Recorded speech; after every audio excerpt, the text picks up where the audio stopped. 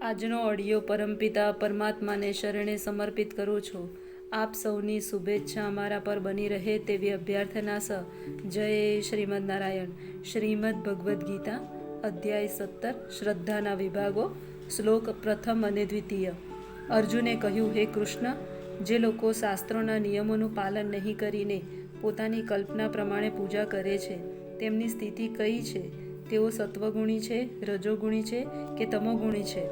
ચોથા અધ્યાયના 39મા શ્લોકમાં કહ્યું છે કે અમુક વિશિષ્ટ પ્રકારની પૂજામાં નિષ્ઠાવાન મનુષ્ય ક્રમશઃ જ્ઞાનની અવસ્થા પ્રાપ્ત કરે છે અને શાંતિ તથા સમૃદ્ધિની સર્વોચ્ચ સિદ્ધિ અવસ્થા સુધી ઉન્નત થાય છે.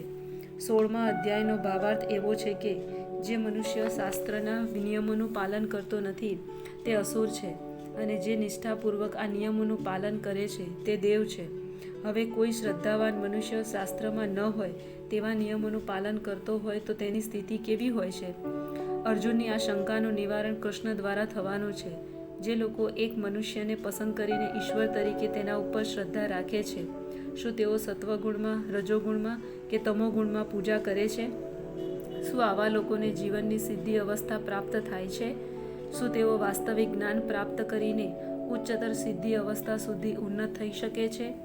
જે લોકો શાસ્ત્રોના વિધિ વિધાનોનું પાલન નથી કરતા, જેઓ કશાક પર શ્રદ્ધા ધરાવે છે તથા દેવ દેવી કે મનુષ્યની પૂજા કરે છે, શું તેમને સફળતા મળે છે? અર્જુન આ પ્રશ્નનો કૃષ્ણને પૂછી રહ્યા છે.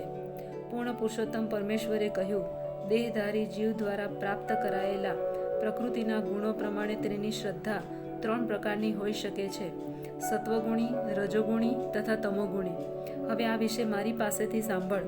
જે લોકો શાસ્ત્રના વિધિ વિધાનોને જાણે છે પરંતુ આળસ અથવા પ્રમાદને લીધે તેમનું પાલન કરતા નથી, તેઓ પ્રકૃતિના ગુણોના નિયંત્રણમાં રહે છે.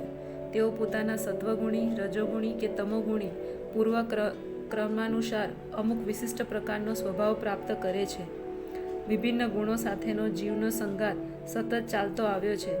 જીવ ભૌતિક પ્રકૃતિના સંસર્ગમાં રહેતો હોવાથી તે પ્રાકૃત ગુણો અનુસાર જ વિભિન્ન પ્રકારની મનોવૃત્તિ મેળવે છે.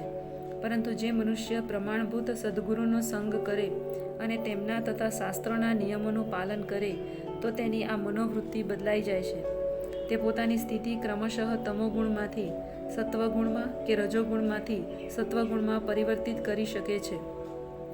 સાર એ છે કે પ્રકૃતિના કોઈ એક વિશિષ્ટ ગુણમાં જ અંધવિશ્વાસ રાખવાથી મનુષ્ય પૂર્ણતાના સ્તરે ઉન્નત થઈ શકતો નથી.